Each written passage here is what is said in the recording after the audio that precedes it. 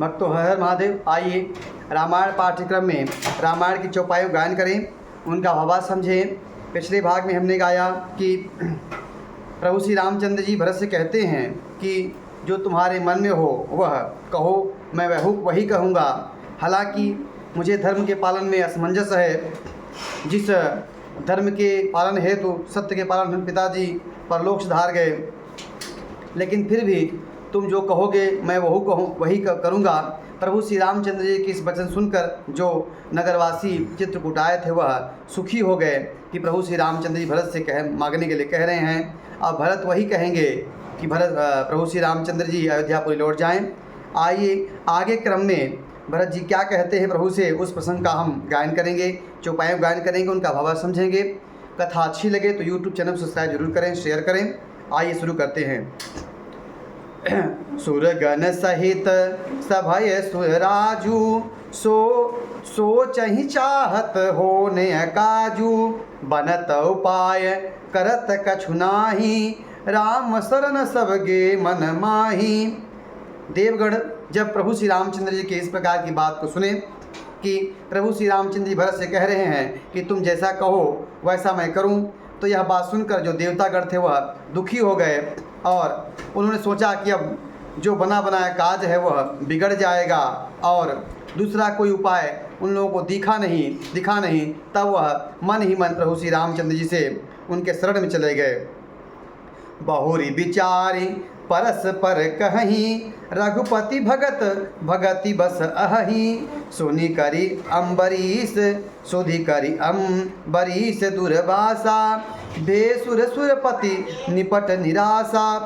फिर वे विचार करके आपस में कहते हैं कि प्रभु श्री रामचंद्र जी अपने भक्तों के अधीन हैं, वह भक्ति के वश में हैं। और अम्बरीश और दुर्वासा की घटना को याद कर देवराजेंद्र काफ़ी निराश हो गए। सहे सुरन बहु काल विषादा नरहरि किए प्रगट प्रहलादा लगी लगी कान कहीं धुनि माथा अब सुर काज भरत के हाथा। पहले देवता ने बहुत समय तक दुख सहे, तब भरत प्रहलाद ने नृसिंह भगवान को प्रकट किया।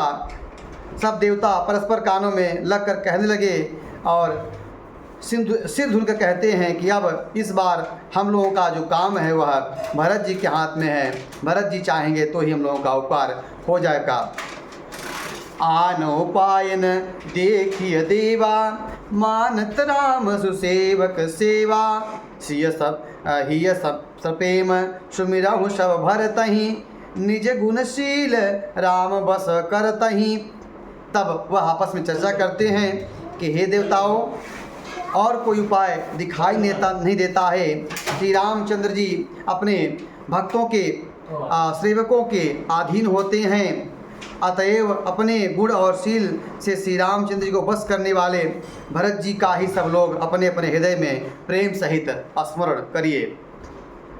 सुनि सुमिरत सुर गुर कहु भल तुम्हार बड़ भागु सकल सुमंगल मूल जग भरत चरण अनुरागु। तब देवताओं के गुरु बृहस्पति जी कहते हैं कि अच्छा विचार कर, तुम्हारे बड़े भाग्य हैं कि जो भरत जी के चरणों में प्रेम जगत में समस्त शुभ मंगलों का मूल है। सीतापति सेवक सेवकाई कामधेनु सय सरिस सुहाई भरत भगति तुमरे मन आई तजहु सोच विधि बात बनाई। सीतानाथ श्री राम जी के सेवकों की सेवा सैकड़ों कामधेनु के समान सुंदर है। तुम्हारे मन में भरत जी की भक्ति आई है, तो अब सोच छोड़ दो, विधाता ने बात बना दी है।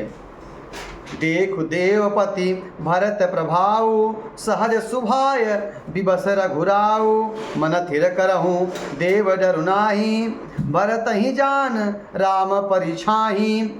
तब देवताओं के गुरु बृहस्पति जी कहते हैं कि श्री रघुनाथ जी सहज स्वभाव से ही उनके परिपूर्ण बस में हैं। हे देवताओं, भरत जी को श्री रामचंद्र जी की परछाई जानकर मन स्थिर करो और डरो मत, डरने की बात नहीं है। सुनि सुर गुर सुर सन्मत सोचू, अंतर जामी प्रभु ही सकोचू। निज सिर भारू भरत जी जाना, करत कोट विधि उर अनुमाना। देवगुरु बृहस्पति और देवताओं की सम्मति और उनका सोच सुनकर अंतर्यामी प्रभु श्री राम जी को संकोच हुआ। भरत जी अपने मन में सब बोझ अपने ही सिर जाना और वे हृदय में करोड़ों प्रकार से अनुमान विचार करने लगे कि प्रभु श्री राम ने जो सारी जिम्मेदारी है निर्णय लेने की, वह हमारे सिर पर रख दी है। कर विचार मन दीन ही टीका, राम रजाय सयापन नीका। निज पन तजी राख्यो पन ओरा, छोहु स्नेहु कीन नहीं थोरा। सब तरह से विचार करके अंत में उन्होंने मन में यही निश्चय किया कि श्री रामचंद्र की आज्ञा में ही अपना कल्याण है। उन्होंने अपना प्रण छोड़कर मेरा प्रण रखा, यह कुछ कम कृपा और स्नेह नहीं है। इस प्रकार भरत जी ने सोचा कि नय अनुग्रह अमित यति सविद सीतानाथ। करि प्रणाम बोले भरतु, जोरी जलज जुग हाथ। तब प्रभु का प्रेम देखकर भरत जी ने कि अपने प्रति प्रभु का इतना प्रेम है, इन्होंने सारा निर्णय हमें ही लेने के सौंप दिया। तब भरत जी श्री जानकी नाथ से सब प्रकार ने मुझ पर अत्यंत अपार अनुग्रह किया है। तदंतर भरत जी ने दोनों कर कमलों को जोड़कर और प्रणाम कर प्रभु श्री रामचंद्र से बोले, कहूँ कहावों कायब स्वामी, कृपा अम्बुनिध अंतर जामी। गुरु प्रसन्न साहिब अनुकूला, मिटी मलिन मल कल्पित शूला। तब भरत जी कहते हैं कि हे स्वामी, हे कृपा के समुद्र, हे अंतर्यामी, अब मैं अधिक क्या कहूँ। गुरु महाराज को प्रसन्न और स्वामी को अनुकूल जानकर मेरी जो मन की कल्पित पीड़ा थी वह मिट गई।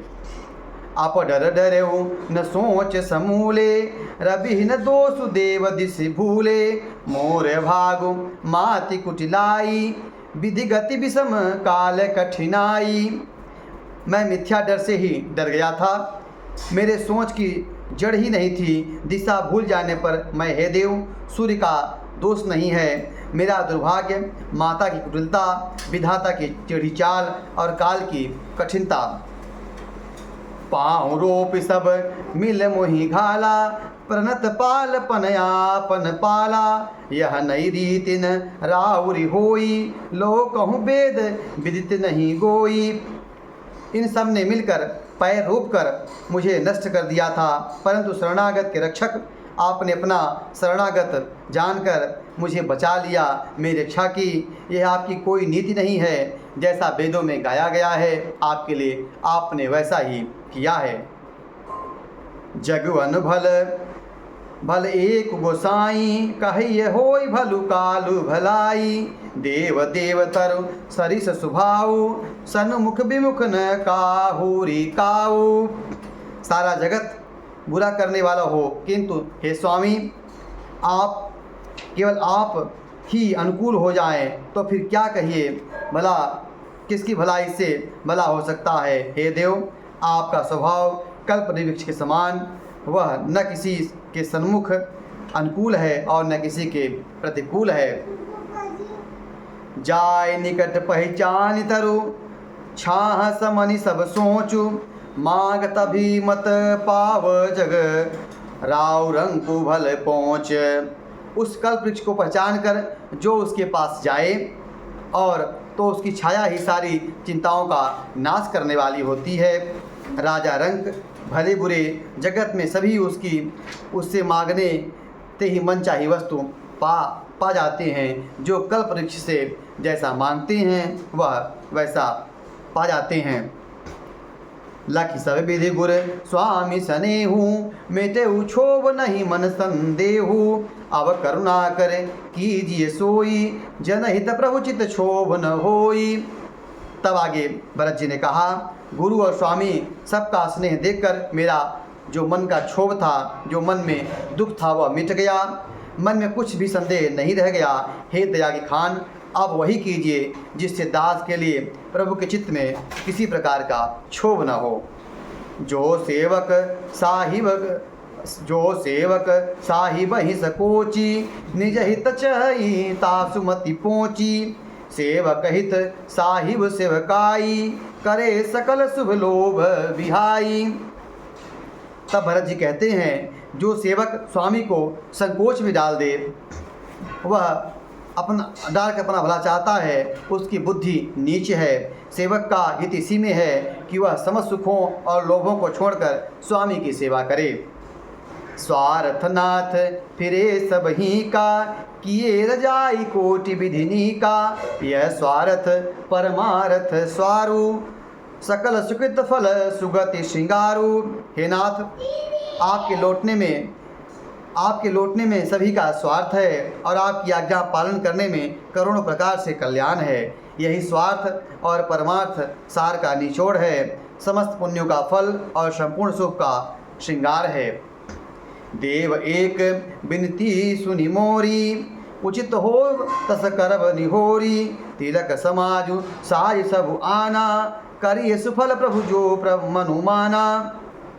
हे देव, आप मेरी एक विनती सुनकर फिर जैसा उचित हो वैसा कीजिए।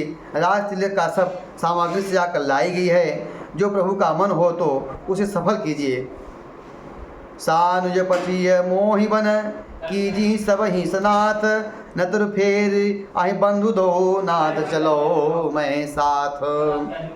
छोटे भाई शत्रुघ्न समेत मुझे वन भेज दीजिए और अयोध्या लौट कर सबको स्नात कीजिए। नहीं तो किसी तरह से यदि आप अयोध्या जाने को तैयार न हो तो हे नाथ, लक्ष्मण और शत्रुघ्न दोनों भाइयों को लौटा दीजिए, मैं आपके साथ वन चलूँगा। इस प्रकार भरत जी प्रभु श्री रामचंद्र से कहते हैं। आज कथा यहीं तक। आगे और भरत जी कुछ बातें प्रभु श्री रामचंद्र जी से कहते हैं, उसका हम अगले भाग में उन उपायों का गायन करेंगे, उनका भावार्थ समझेंगे। कथा अच्छी लगी हो तो यूट्यूब चैनल सब्सक्राइब जरूर करें, शेयर करें। जय श्री राम कमेंट करें।